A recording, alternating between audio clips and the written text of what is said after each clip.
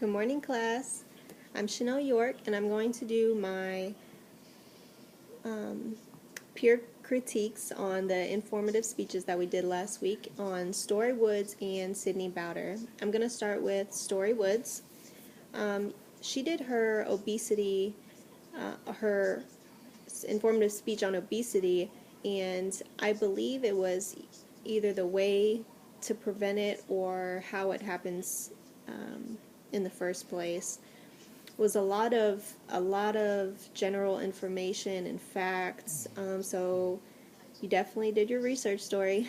I think that it would have been nice maybe to have a little story in there, because it was just a lot of facts and a lot of just general information. So to make it more personal, I think it would have been cool to have some kind of story in there, humorous or just in general. It doesn't really matter. I felt that I don't want to say rehearsed, but like you were kind of reading off a note card, because there were a lot of breaks in between your words. So it didn't really feel flowing, but you still did a good job. In the conclusion, I didn't hear any works cited, or just in general. I think at the end maybe you could have wrapped up maybe one or two points that were really important, like just the main facts on either how to prevent or how obesity even happens.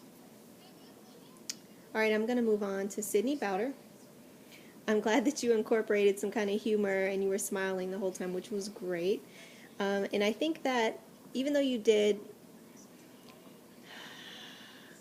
I think you talked about, I wasn't sure if you were talking about the presidency or the policies that they were trying to imply, but with all the information you were giving and how you kind of seemed drawn to one side rather than the other, I think it might have been good as a persuasive essay, honestly.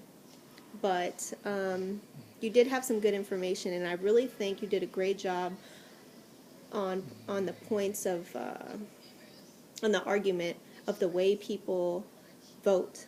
And it's not, they don't really vote by policies that they're trying to pass. They vote by how they live.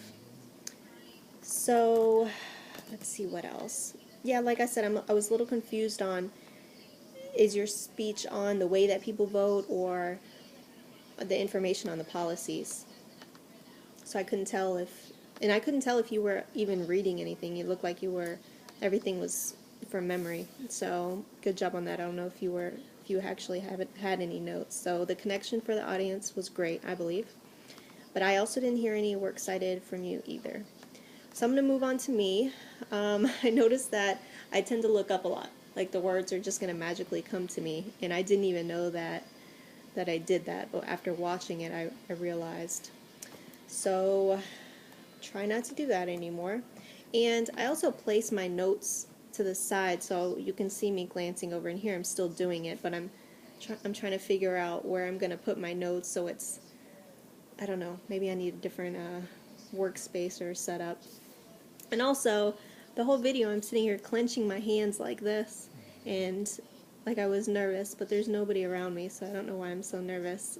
So I need to work on doing that too. Well, that concludes my my critique for the informative speeches. I hope you guys enjoyed it, and hopefully I can read some about mine too to improve. Bye.